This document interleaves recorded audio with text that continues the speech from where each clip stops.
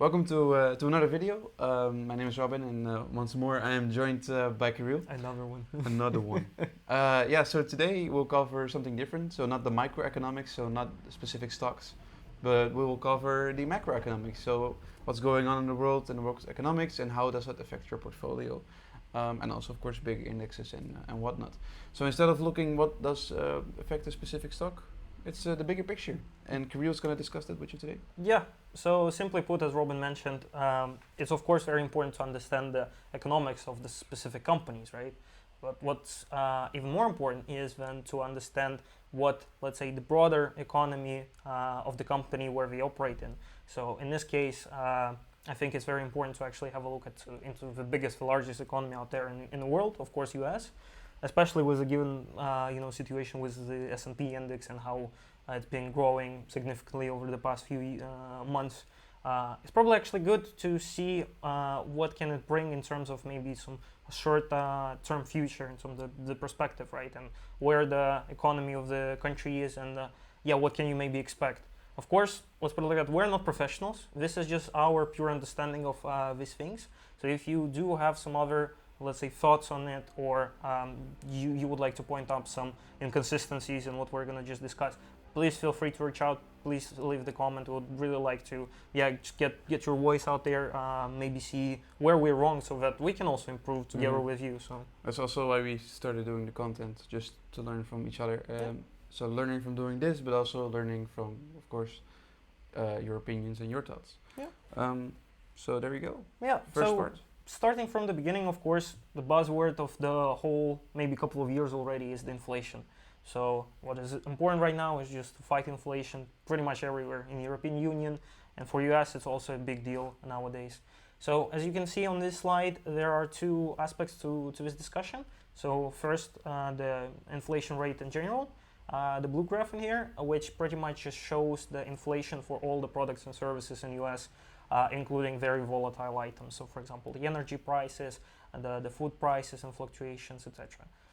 And then the second one, the one in purple, as you can see here, is the one which is adjusted to exclude the very volatile items. So this is a core CPI. So what this one means is that it takes inflation minus, for example, the energy costs and food costs and whatever other items that are volatile.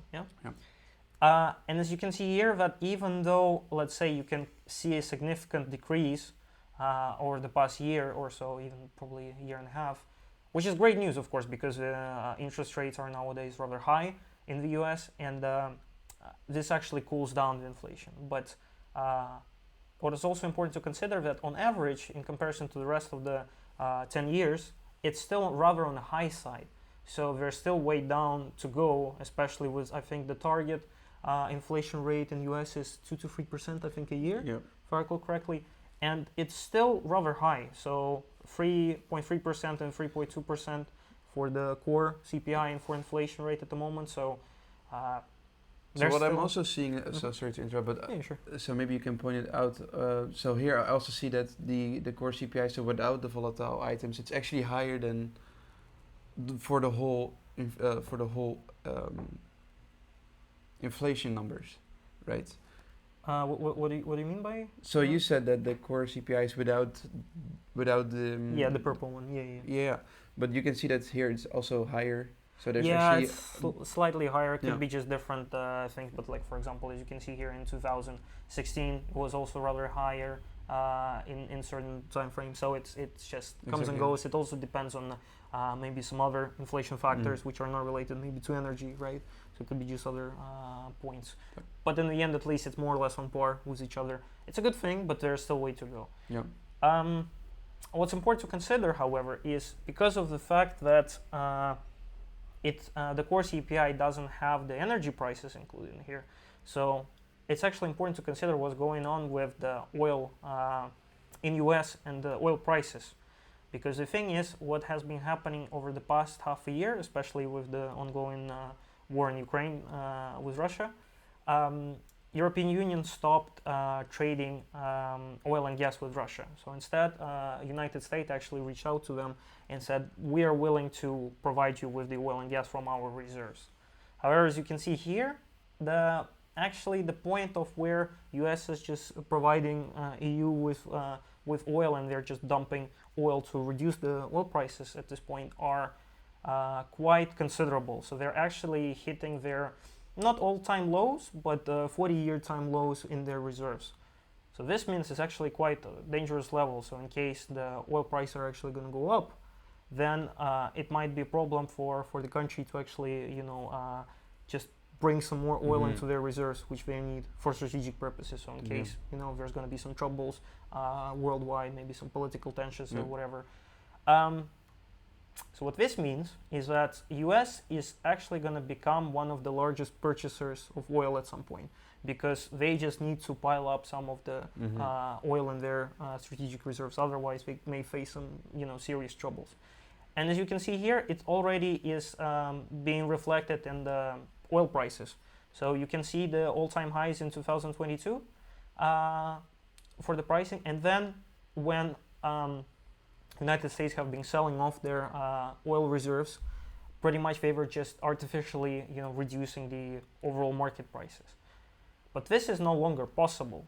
So what this means that even though, let's say, United States is currently able to tackle inflation, including the core CPI, they're going to actually have some hard times to keep the momentum going if the oil prices are going to go up, because it's also going to reflect the prices of the products, manufactured services, because you need to deliver things here and there.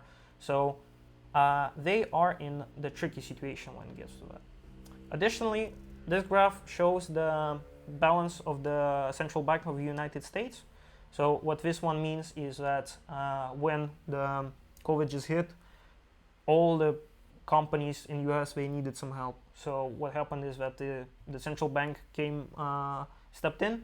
They said, okay, we're gonna buy a lot of assets, we're gonna buy the bonds, we're just gonna make sure we're gonna sustain the economy at some point.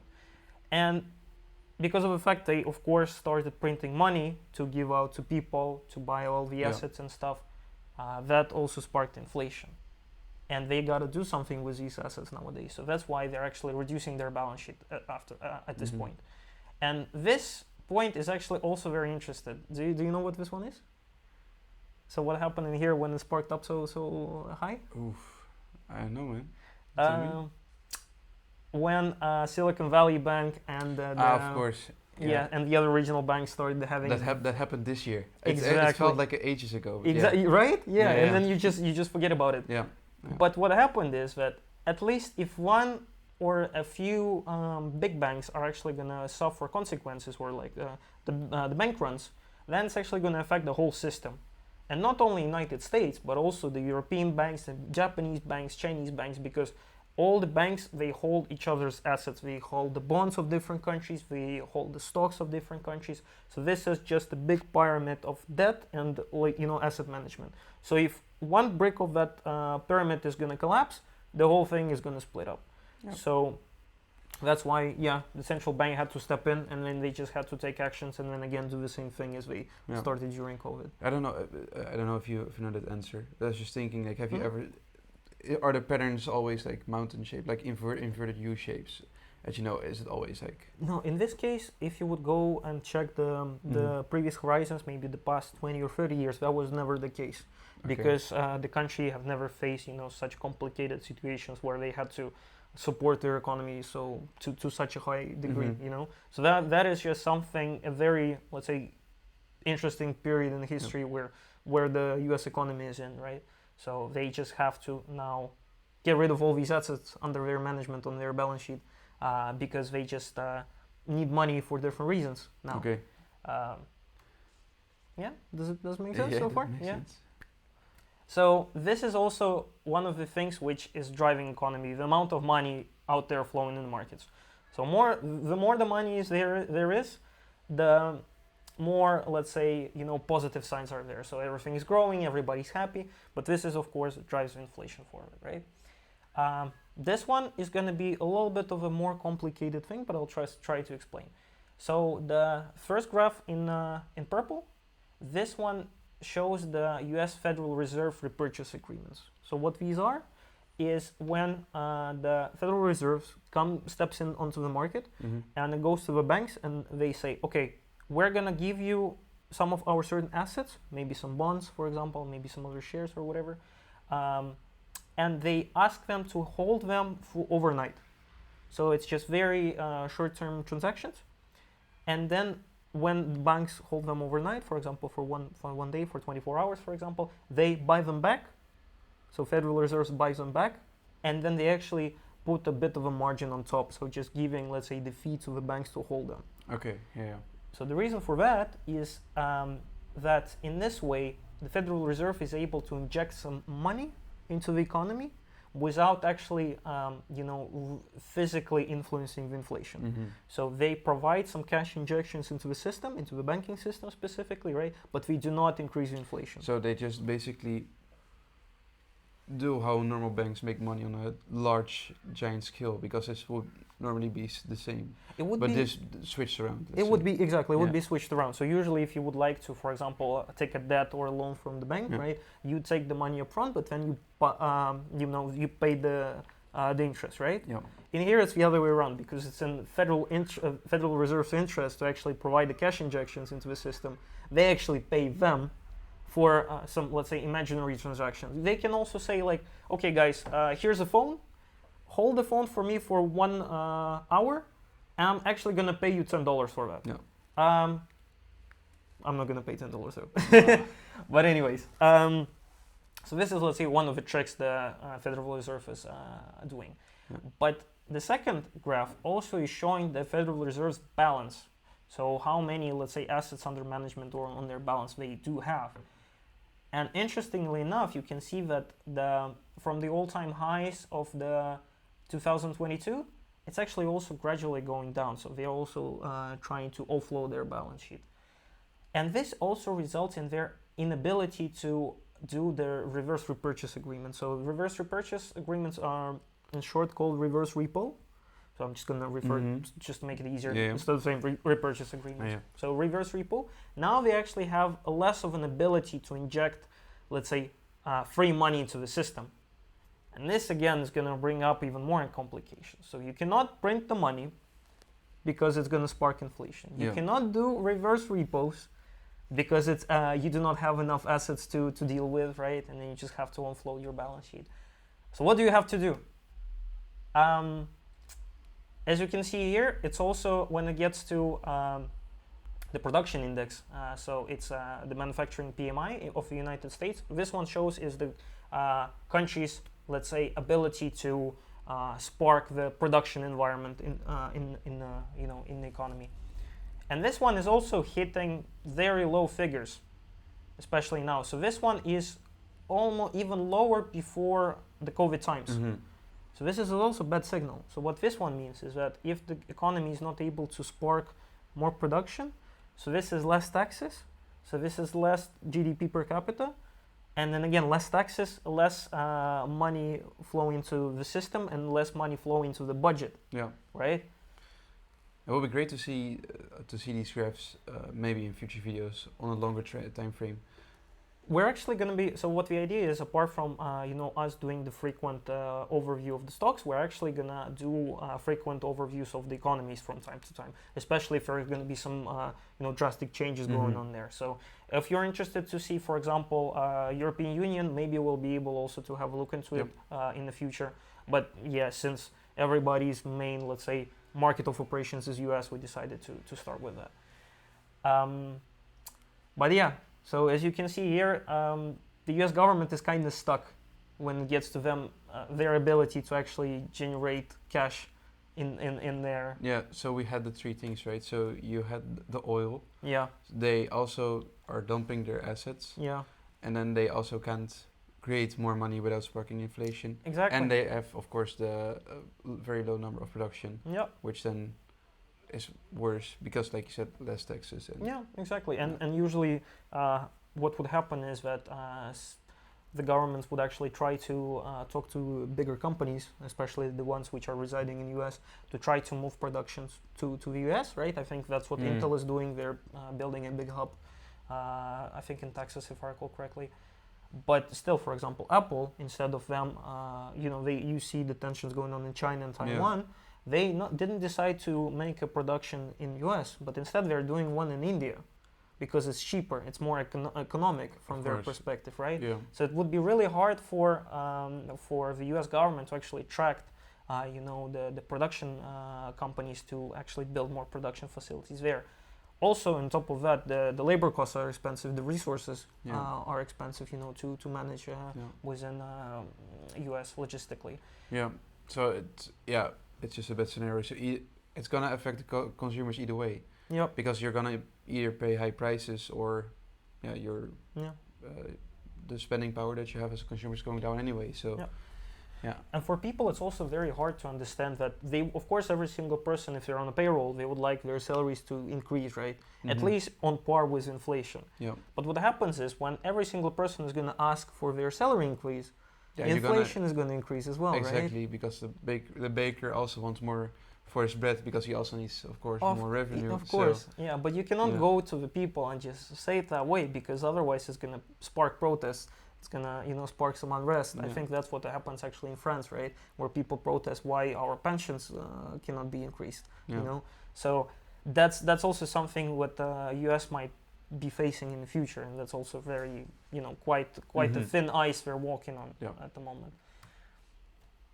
But the last thing, what U.S. was able to do when it gets to them being able to sponsor their expenses on government spending, so in terms of, let's say, building infrastructure, having the salaries of the governmental workers and stuff, debt, right? So they were just issuing a lot of treasury bills, and they were all the time popular among everybody in the world, because that is just by default is considered as risk-free asset. So long-term treasury bonds of U.S., there's no way they're going to go bust, right? Yeah. But now, as you can see here, here's the trend of the treasury yield for the 10-year treasuries of US, right? So it has been going consistently down from 1980. So what this one means is that the price of the bond is actually keep on increasing while the yield is decreasing, right? So the let's say the payment on the bond is fixed, right? Yeah. So the reason why the yield is going down is because the cost of the actual bond is going up, right? Mm-hmm. But now this trend is actually changing. As you can see, it actually broke out from that trend in the past couple of months. So this has to do with, world's inability or unwillingness to trust the US debt. So you remember probably the news about Fitch downgrading the US economy to AA+. Sure, it's a marginal, let's say, change from AAA, but still is, right? And they still highlight it publicly. Yeah. So that's something what, let's say, China is offloading a lot of their assets in terms of the treasuries of the US. And that's what the rest of the countries do, because they need to also fight their own inflation. They need to also offload their balance sheets from the central bank's perspectives. And when it gets to US, you cannot print more money if it's gonna increase inflation. You cannot do reverse repos, because it's also, you just do not have the capability to do that. Yeah. And you cannot raise debt because there's just no interest from the public, right? So what US just has to do is something which is, for me, is rather hard to understand, because they're just kind of trapped. Unless there's going to be some very complicated situation out there in the world where there's going to be so much uncertainty that the last heaven is going to be here. So then everybody's again going to go back to buying the treasury yields, treasury bonds of US, because everybody is just very scared about certain situation on the market. So similarly was, as you can see, during COVID in here. Yeah. Everybody got scared. They needed some safe, risk-free investment. Got the bonds. And they got the bonds indeed, yeah. But now it's going the other way around. So that's interesting. Yeah. So when it gets to that, right, as we mentioned, so US is actually kind of trapped in that bubble where they have very high levels of debt from the government perspective, and they do not have any way how they will be able to actually pay out the high yield debt, because, for example, if you have, I think, what was it, 32 or 33 trillion dollars, right, when it gets to governmental debt, and if you have, let's say, 2 to 3% on it yearly, that's already a big chunk of the budget you got to spend on it, right? Crazy. Yeah. So That's why there's probably going to be quite some uncertainty coming up in the upcoming probably year or two, especially before the elections when there's primaries, because you know, as politicians, you just gotta create a nice picture that everything is good, rainbows, unicorns, everybody's happy. But this rainbow is really hard to draw. This is a big problem you need to deal with. Hard to sell. Yeah, Yeah. exactly. Yeah. So, so again, when it gets to that, as we mentioned, apart from just looking into the companies, for example, for that purpose, you can use our spreadsheet, which you have probably already seen some of the videos of ours. But also, it's very important to consider this kind of aspect. So basically, we're experiencing some technical issues at the moment. Yeah, our battery died on the camera, so that's why. Of course, we're not professionals, right? So these things happen from time to time. But anyways, we're already by the end of the video. So as I was about to say, it's apart from checking, let's say, the economics of the companies, it's very important to consider these kind of things when it gets to, let's say, the economic environment where the companies operate, especially if, let's say, it's some local, for example, regional banks, right, where they only operate in US. You gotta understand what are the underlying economics within the US, within the, let's say, the environment where they operate. But besides even that, it's just also on a bigger scale. So just not only US market, it's not like the Netherlands where if it would, for example, fail or something, that it would affect the economies of scale. But if the US would, for some reason, just lose all trust, right? Yeah, that's a huge problem, not only for them but also for all economies. It's gonna backfire to the whole world pretty much. So the thing was with I think in what was it, 2008 in Greece, or what was it? Yeah. Which year? Yeah, So something like that. the same story. So Greece was forgiven, I think, what was it, 2 billion of debt or something, and then it was a big earthquake around the whole EU. So even though it's you can consider it as a rather small portion of, let's say, the whole debt of the European Union, right? But it had such terrible consequences, and if this thing is gonna collapse, hopefully not, because otherwise we're gonna have all of us are gonna have some hard times. So so that's why stay woke, stay focused, and hopefully we're just going to be able to also supply you guys with some information like that quite consistently if we're going to find something interesting. And make sure to stay with us. Exactly. Yeah. We haven't asked you for a like or subscribe yet in our videos, so we're doing it here. Yeah. So make sure to follow us, and of course you can also find our articles and our tool on 930.com. Yep. Links in the description, and we'll see you in another video. Yep.